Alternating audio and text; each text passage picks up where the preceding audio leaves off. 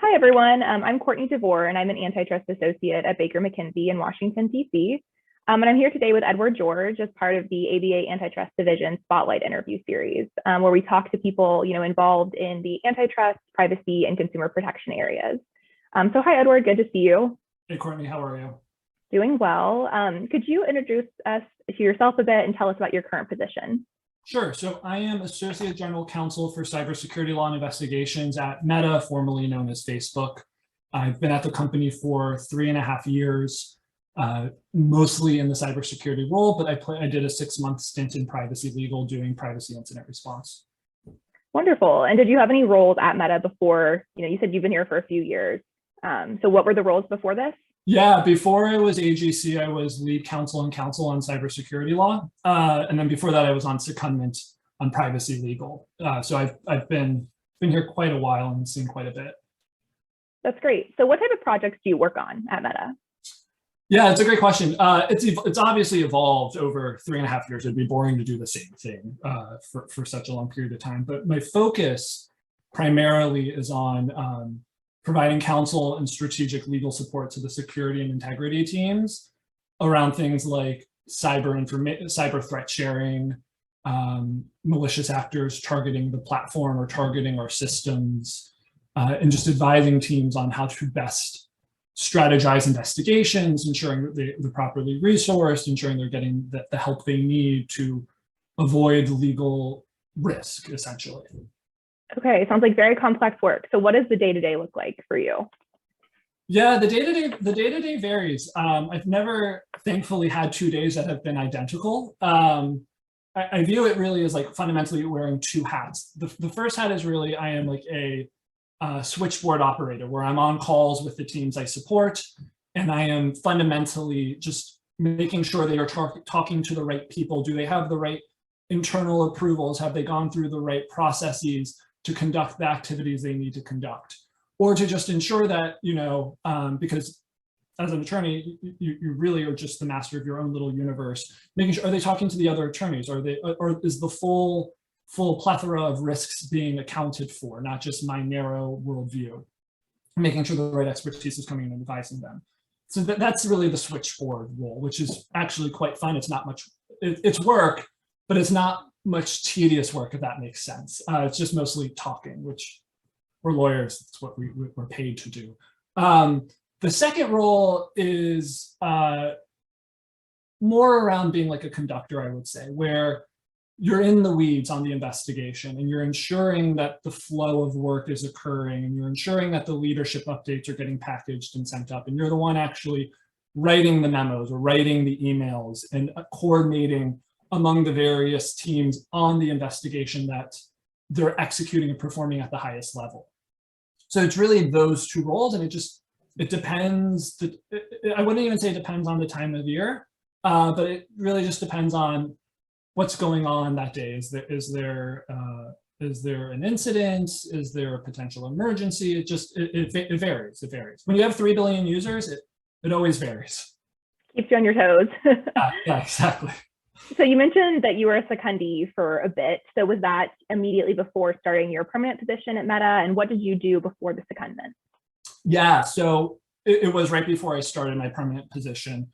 I was an associate I had 3 practice areas: privacy and cybersecurity, bank regulatory, and gambling. So basically just investigatory regulatory work. I was an associate at Paul Hastings, where I would focus on those 3 areas.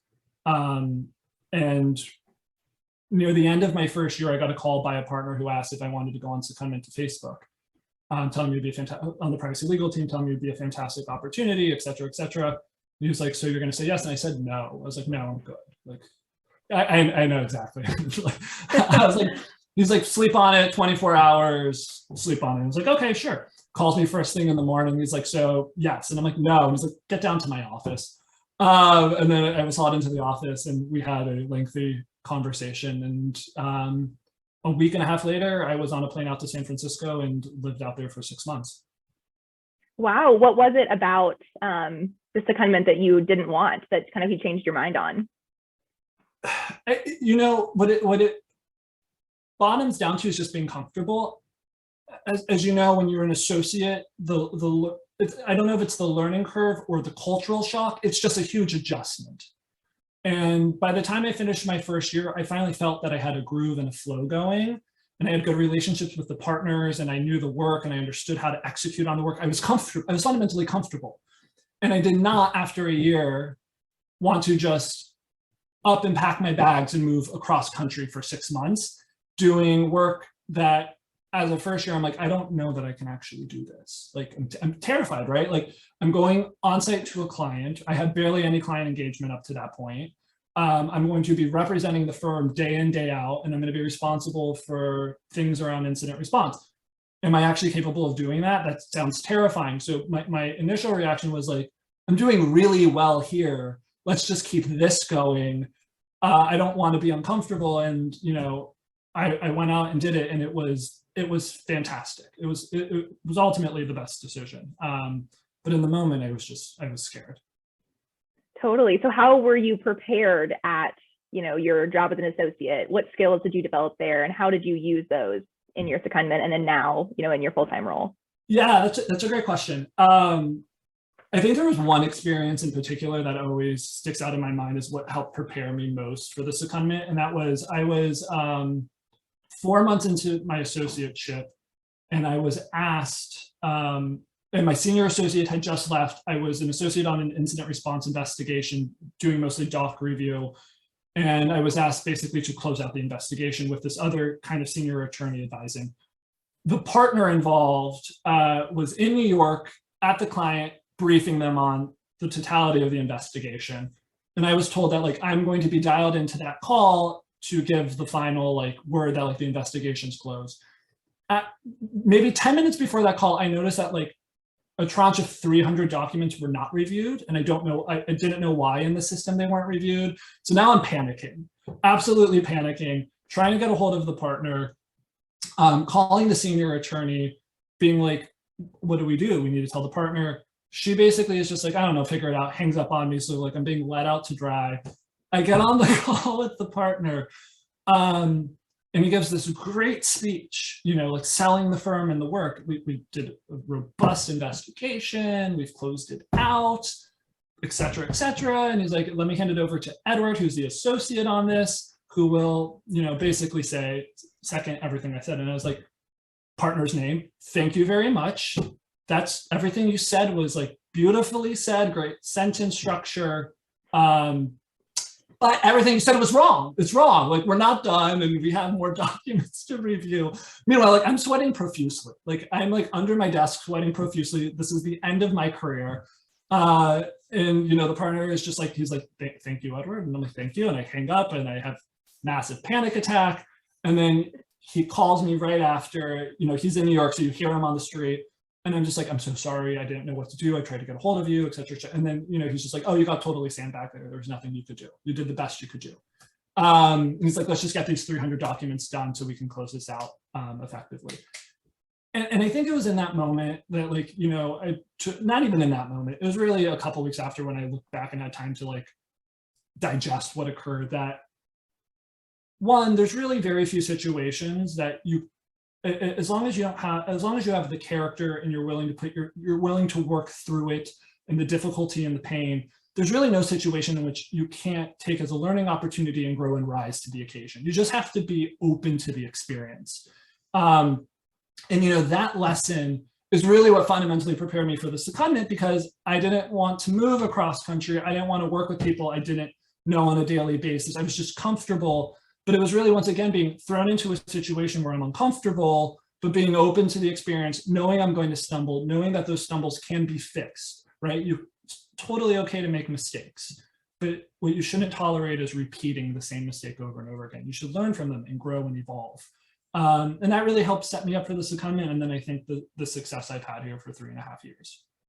That's a great story. I think that's probably every junior associate's worst nightmare, being in that situation, but it sounds like you handled it with grace. No one was the bigger purchaser of deodorant in the first year associates than me, like, constantly panicking. Like, yeah, it was just, yeah.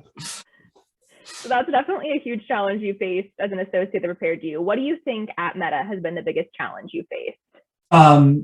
I think it's the difference between being an associate and being a partner, if that analogy makes any sense. You know, I think there's a misconception with outside counsel. Maybe it depends where you work, like what company you work for, that outside counsel are just routinely just using you to do their job. I find that I use outside counsel in just two circumstances. One, bandwidth.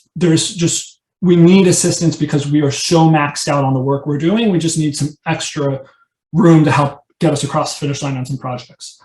Two, there's a novel legal issue. I generally have a very well thought out plan and legal analysis on the issue, but I would like a more holistic view from experts in the field who can give me a wider perspective, because I'm conscious I have a very biased and narrow opinion on some of these issues. So those are the two instances, which means in practice, I'm constantly in meetings with my security clients, my integrity clients, or the business, and they are asking me on the spot to give legal advice. And to do so means I have to not only be assured that I know and understand the law, but also that I know and understand the business. Because remember, at the end of the day, and I think especially very junior attorneys and law students, they don't always get this in the beginning.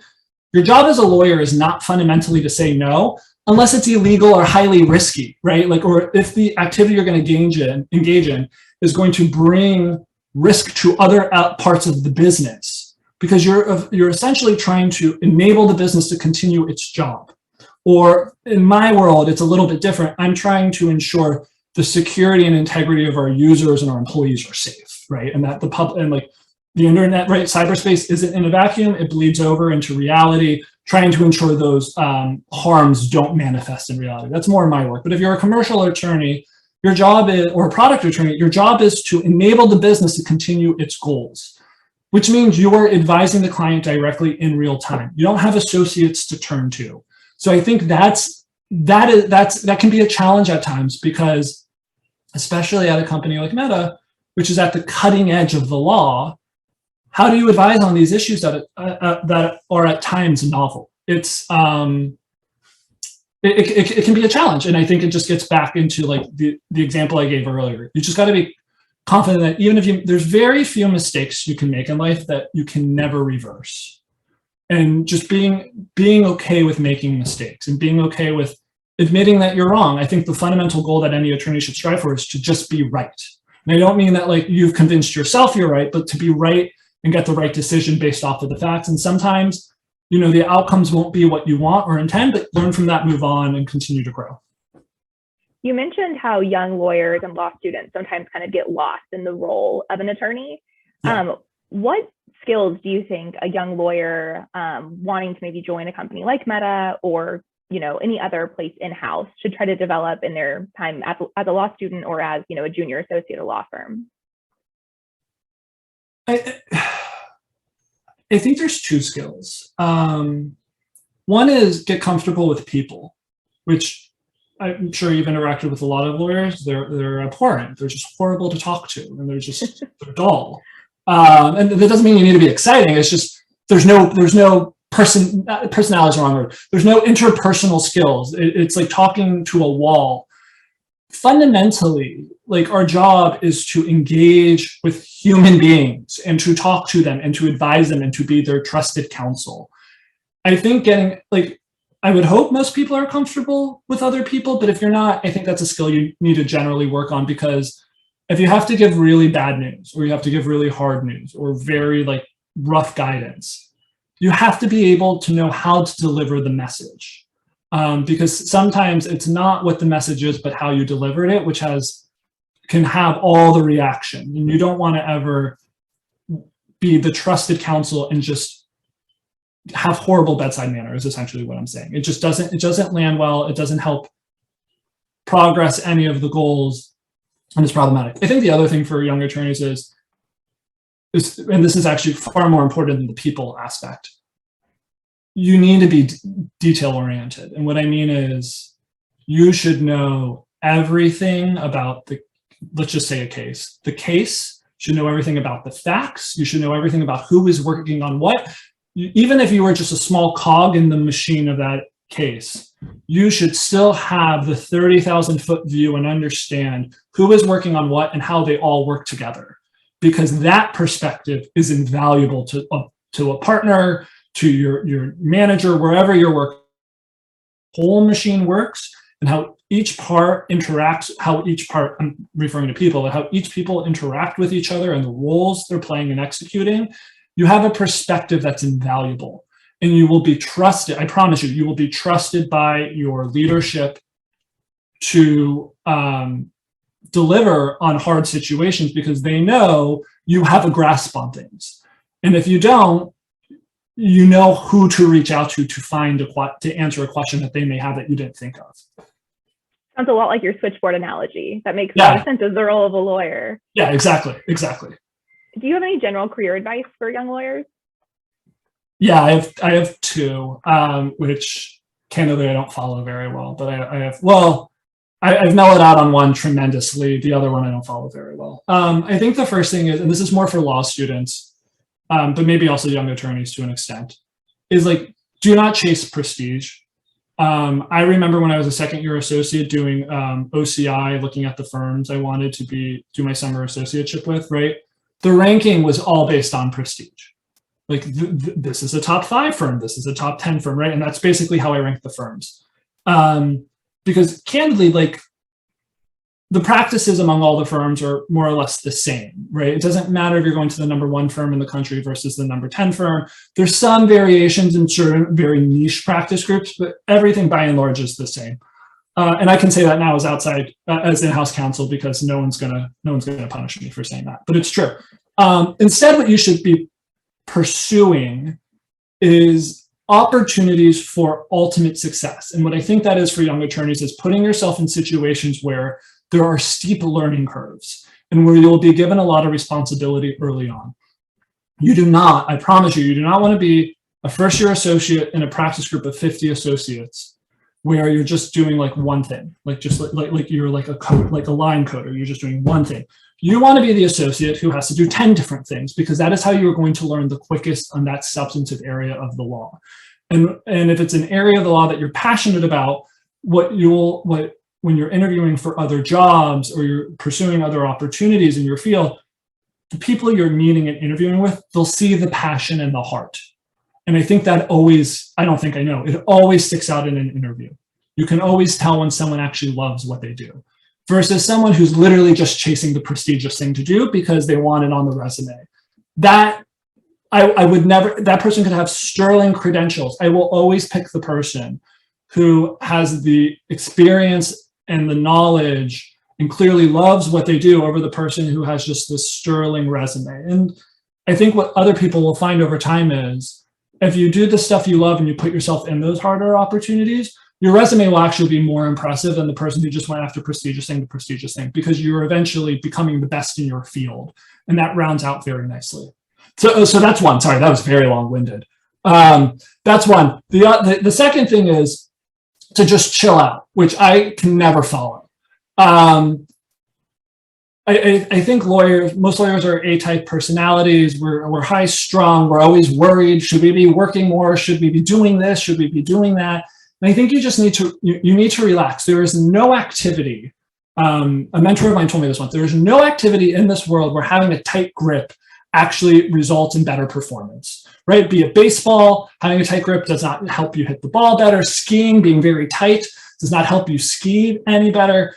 So it's kind of like taking a breath and relaxing, and that will actually ultimately allow for better performance. That is something I still work on every day. No one would describe me as chill. It's not the definition people would. But I think those two things are fundamentally most important. Yeah. Actually, I have one more. I'm going to just throw it in there. This is probably a very unconventional answer, but I think it's really important. When we talk about careers, I think we always, like we just discussed, we focus on what skills you need to build. I think there's another component to it that gets totally left out, and that is, and this is going to sound odd, but I promise there's a thought behind it, is you should fall in love. Like your career is one aspect of your life. You should find someone and start a family and fall in love. And so not only that you have someone who supports you, but you support them and you can have goals and dreams and follow them, because especially in this profession, it's really stressful at times. it can be incredibly isolating and lonely. And if you're not taking any time for yourself to find happiness, and I think this gets back to the tight analogy, and to, you know, seek and endeavor to better yourself with someone else who you can trust and you know, build your dreams with, I think that also just like poorly affects who you, like, if you're so caught up in how you do career-wise, I think it poorly affects your career too. You need to be a well-rounded person. And like, I see this with a bunch of junior attorneys. They are working 80, 90, sometimes 100 hours a week. They have no time for anything personal in their lives. And they're going home and going to bed at 2, 3 in the morning alone. And it's sad, it's lonely. And like, you should find and force and carve out time to develop and create a family. And I promise you, for young attorneys, you have far more leverage at your firms than you realize, where if you tell a partner, I am off for the night, it's not getting done, they're not going to say anything. Unless it's like a true emergency, they're not going to say anything. The amount of leverage associates have that they don't realize they have is actually quite astounding to me. That's great advice. It's interesting, you know, coming out of law school into, I mean, probably all through undergrad too, we get told these like, you know, achieve this goal and you'll get this and X, Y, Z. And it seems so like transactional and focused on some ultimate goal that no one really knows what it is. And so I think that's really good advice to kind of think about things much more broadly, because career is not the only aspect, and accolades within that career are not the way to satisfaction within the career all the time. Well, and if you listen to anyone who by conventional measures is successful, they always credit their partner. Like every president credits their everyone who's successful credits their partner. They would say, wouldn't be here without my partner. So it's always just odd to me when we talk about how to be successful. Like, it's always like, read more, write more, do this. It's like, well, what about like encouraging them to go out and develop the whole personal side of their life? Like, that's actually that's a crucial point to it. Yeah, that's great advice. I guess as we're running out of time, let's do one last question. What is the most exciting part of your work? I think the most exciting part, I don't think I know. The most exciting part about, so as I said earlier, I advise teams on security and integrity issues at the company, and generally in the sphere of investigations. And I also mentioned that like cyberspace isn't in a vacuum. There can be real world consequences for things that go wrong. And there are horrible people, horrific people on the internet. The most exciting part about my job, and which brings me the most comfort, is that I know that I have an ability to work with teams of the utmost integrity, the utmost intelligence, who are trying to combat these harms, be it in, you know, protecting children on platform or off platform, so child safety issues, and just other horrible things that just happen to exist in the world. It's, you know, it can be draining at times, but when you know you've prevented harm, or both proactively and in the moment, it's a value that I never thought I could get as an attorney. I honestly thought maybe being a defense attorney was one of the only ways to get that type of value, right? By like literally defending defense, civil rights, the types of attorneys who are defending the fundamental rights. But I'm very lucky in that I have found a space where and no one will ever know I did it, and I don't need the credit, but where I know that I have protected people through the counseling I have given to teams. And there's no better reward than that. That's wonderful. Well, thank you, Edward. This has been great. I really appreciate you taking the time. I think you gave some great advice for junior attorneys to hear, and it's been really interesting. So thanks. Thank you very much for having me.